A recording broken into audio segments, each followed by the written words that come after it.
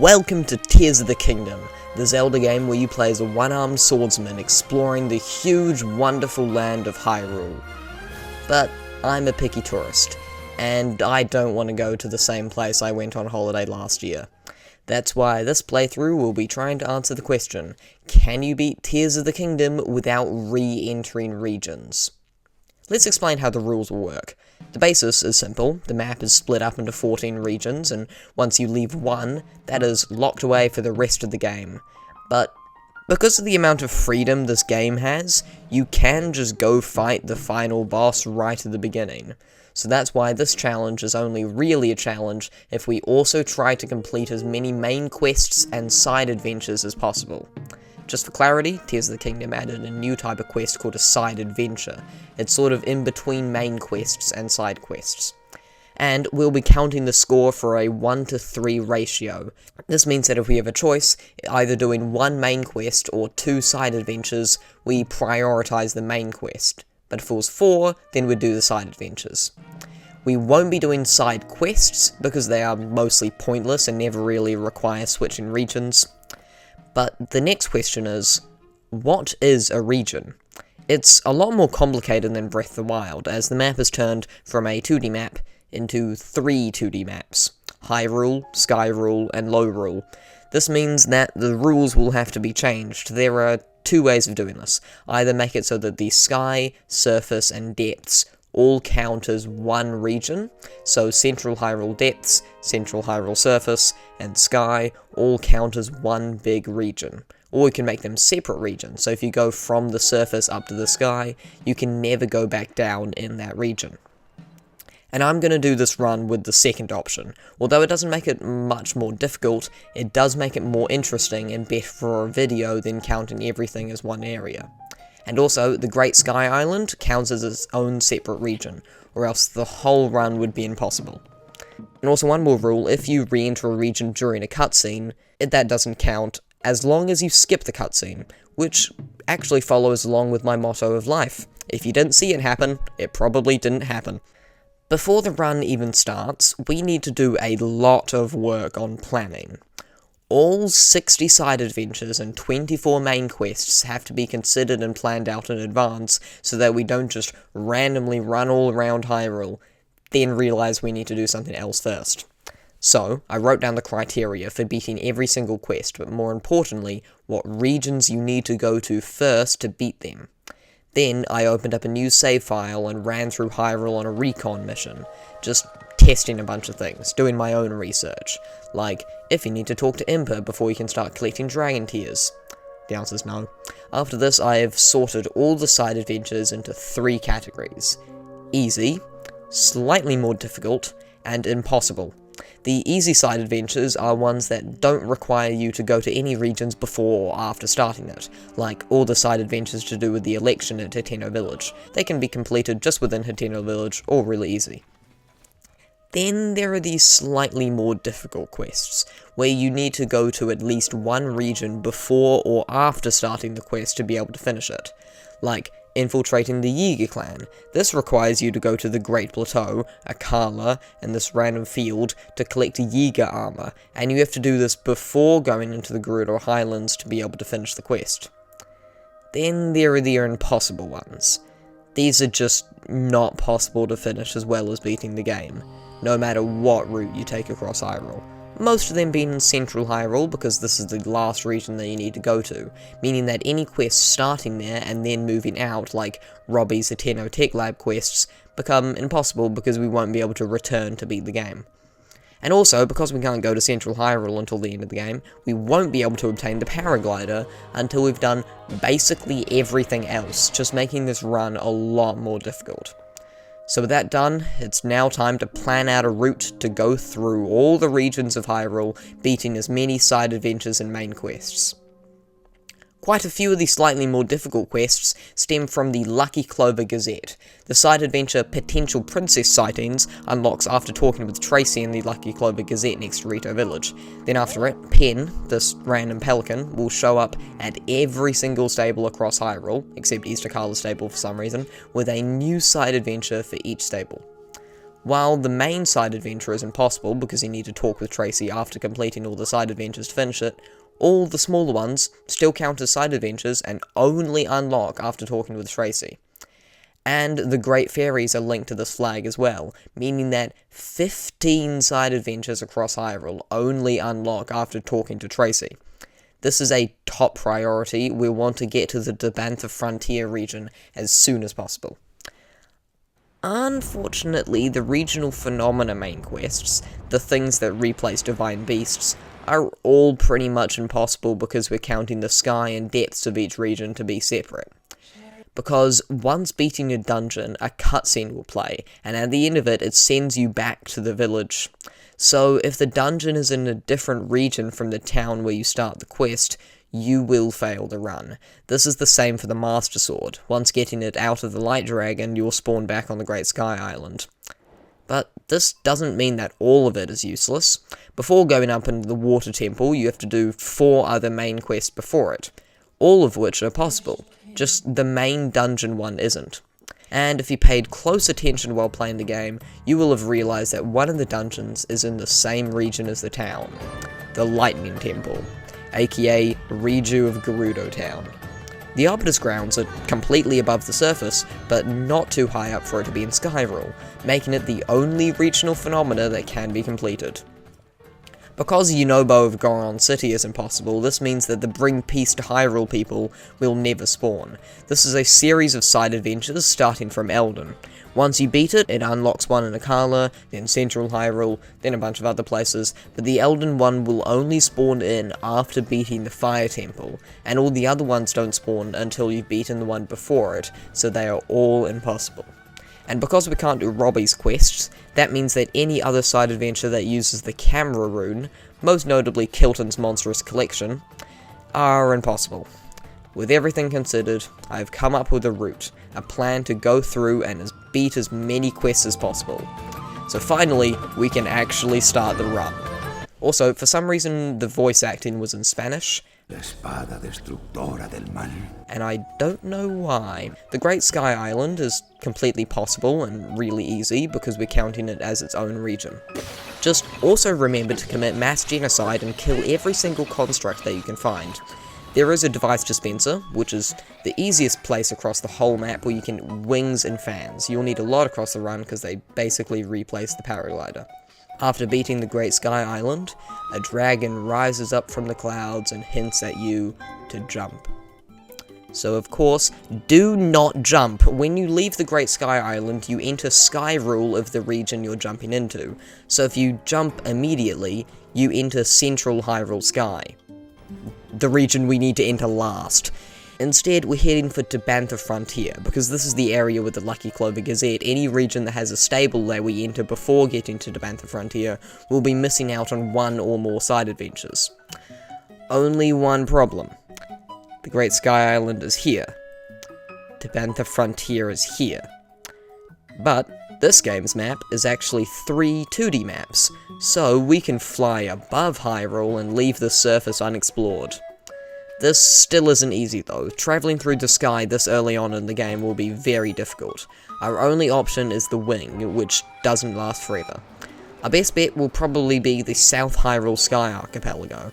It can be just barely reached with one wing from the Great Sky Island, but the next journey is a bit further. From the South Hyrule Sky Archipelago to the West Hyrule Sky Archipelago, which is just a Flux Construct arena. But in our favour, the device dispenser does contain rockets. I did some testing beforehand and found out that a few fans and a few rockets is only just barely out of reach. It seems that wings don't run on a timer, but more on how much distance is travelled, so speed actually makes no difference. But what's better than a wing? 2 wings. This doesn't work. I actually think it works worse because it makes it heavier, but it does give you enough room to deploy a 3rd wing, just as they run out. After that, attach some rockets and fly away to the island. This is the most complicated method I could think of, but it was the only one that worked. After that, just fly one more time into a lake into Tabantha Frontier, and enter Hyrule Kingdom. In Tabantha Frontier, there is a main quest with Impa that is super easy. There are a few easy side adventures in this region: Hestu's Concerns, the Great Hornet's Escape, and then we can talk with Tracy to trigger the potential princess sighting quests, and do the 2 quests that are in this region that are linked to it. So that's all we need to do for Tabantha Frontier, and because we've activated Tracy, all 15 side adventures with Pen should unlock. Well, not exactly. The problem here is with the Great Fairy quests. As well as unlocking after talking with Tracy, these quests start in Eldin. Once finishing the Great Fairy Terror, the other 3 will unlock. And the problem here is with the Great Fairy Mija, who is on our way to Eldin, so would be impossible with this route. Would be impossible. This is another example of how having 3 2D maps is actually helpful. We can go under Tabantha Frontier to go to Eldin immediately, then ascend to Eldin, walk back on the surface, then fly in the sky over to Akkala. But that's easier said than done, with 3 main problems. Number 1, just getting into the depths. We don't have the paraglider yet, and all fall damage cancels I heard of have been patched, so getting into the depths sounds pretty much impossible. But I did manage to find a demonstration online on how you can use recall to slowly fall into the depths. I used this to solve problem 1 and travelled across the depths into the Eldin Depths region. Here comes problem 2, getting out of the depths. I first tried to use a balloon to float up to the surface, and spent nearly an hour just trying to find a spot in Eldin Depths that doesn't set you on fire, then getting a balloon there, then floating up just to realise that balloons have a limit.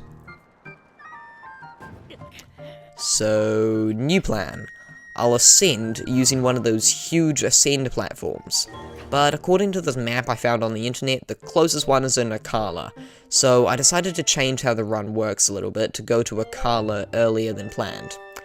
But on my way there, I found an ascend platform in Eldin, so I guess the moral of the story is never trust the internet because everyone there is an idiot. Now in Eldin, there is 1 potential princess sighting quest, plus the Great Fairy, which unlocks all the other Great Fairies, and also the Hunt for Bubble Gems, a quest with Colton which is super easy. After stopping in at Goron City to pick up some supplies, it's now time to go to Great Hyrule Forest. Actually getting into Korok Forest is impossible because you need to enter through the depths to get there. Not that we need to do anything there, I already explained why the Master Sword is impossible, so you can just pass right through and get to Tabantha Tundra. Pick up the Golden Horse for the quest, but also because it's just really helpful for getting around. In the Great Fairy quest, because I already bet the whole Great Hornet's Escape back into Tabantha Frontier. After that, we come to problem 3 of the Great Plan. I'm stuck.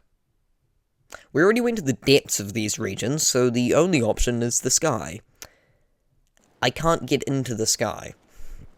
You could go to the Rising Island chain in Hebra, or do a recall launch. I won't explain much on what a recall launch is, because there are other tutorials out there, but basically throw a spear which will make it spin really fast, stick a plank on that spear, then recall it to make the plank go really fast and go wee. Now that we're in the sky, in the North Lomé Labyrinth, it's time to travel across to Akkala. But here I realised that I probably don't have enough large Zonai charges, so decided to go to Necluda first, then change the route a bit, but it's still fine. And getting there is pretty simple. Now with better materials you can craft a hover bike. It does deplete Zonai charge really fast, but with some large charges it's possible to make it to Bravery Island. I lost my bike here, but that's fine because I was going to change the design anyway using the batteries from the device dispenser. Then all it takes is one more flight into Eldin Sky, then into Necluda Sky, then dive down to Necluda Surface. Here in Necluda we want to do the potential princess sighting quest. Just be very careful with the missing farm tools one, as it requires you to go down a river, where the border into Central Hyrule runs right through the middle of the river. But do know you can just take the boat out of the water. I stopped at Kakariko Village. We won't be able to do the Secret of the Ring Ruins quest here, but I picked up some supplies and went to the drummer for the final quest called Honeybee Mine. It's part of the Great Fairy quest in Lurelin. Next, let's go to Akkala. But if you go through the Zora region, you'll be stuck.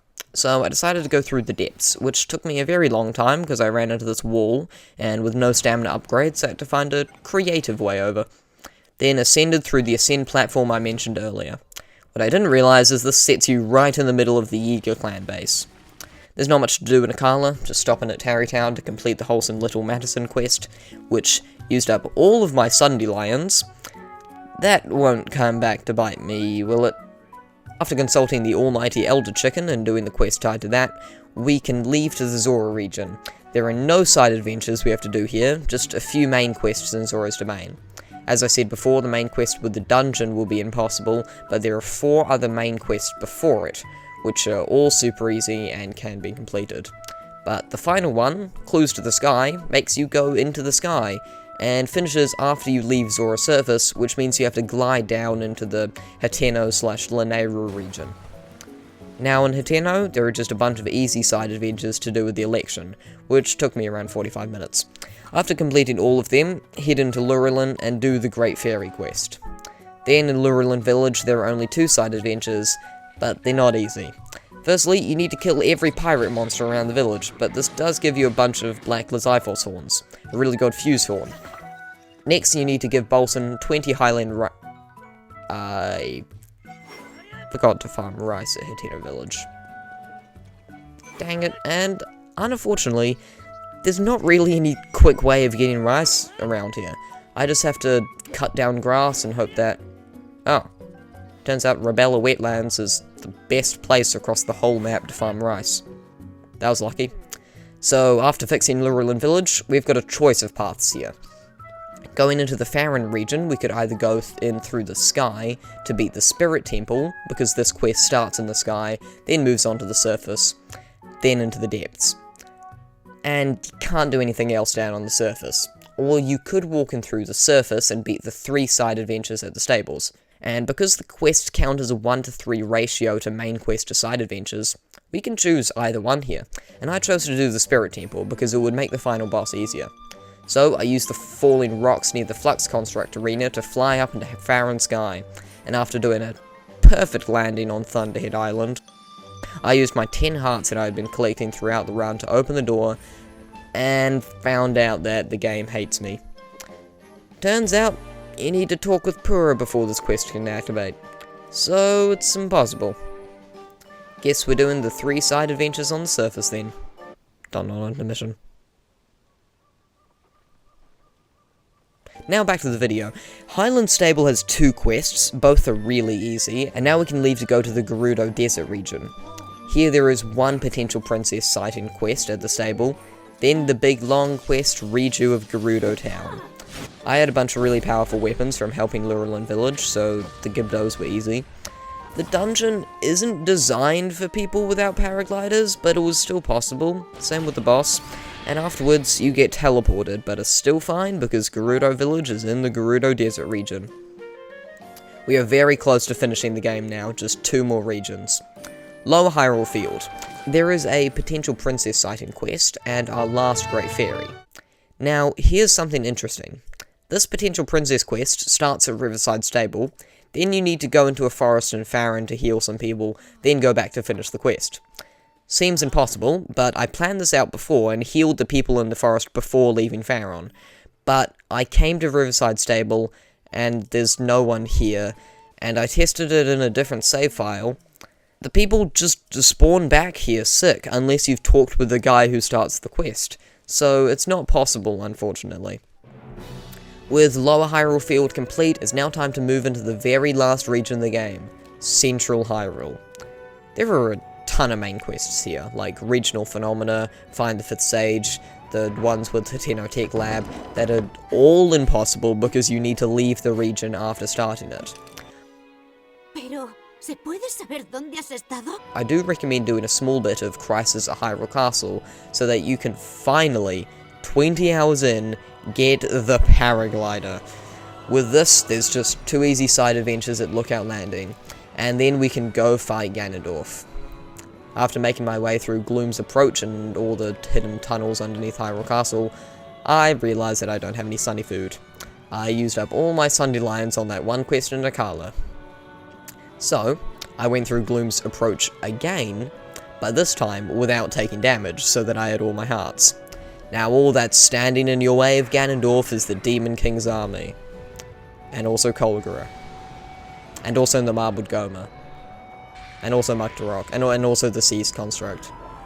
And yeah, also Phantom Ganon. But it's finally time to fight off against the final boss, who's Ganondorf, with one of the worst health bars I have ever seen.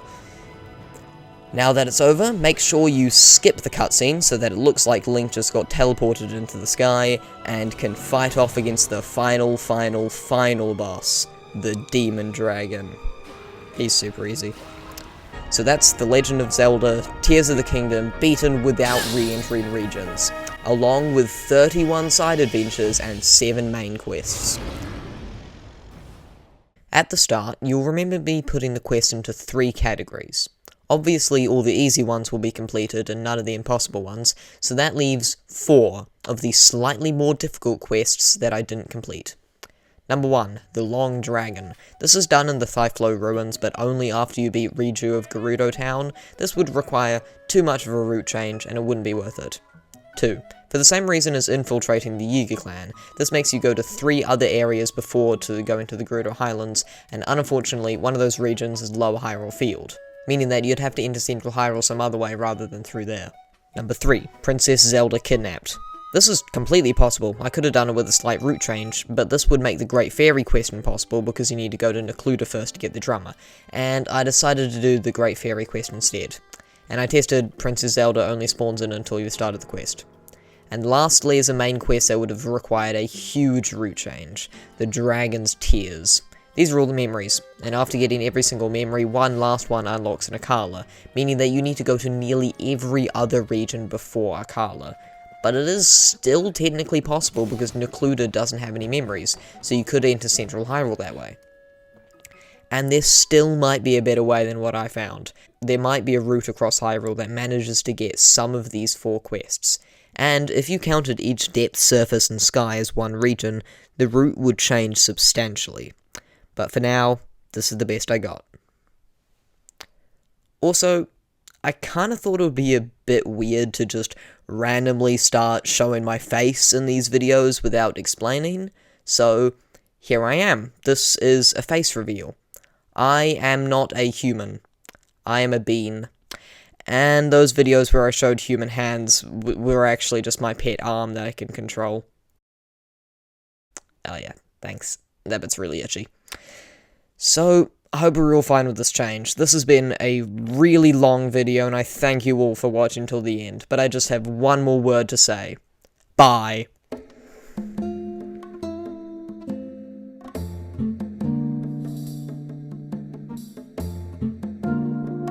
No, Zelda, I can't save you. I'll enter Central Hyrule, you don't understand.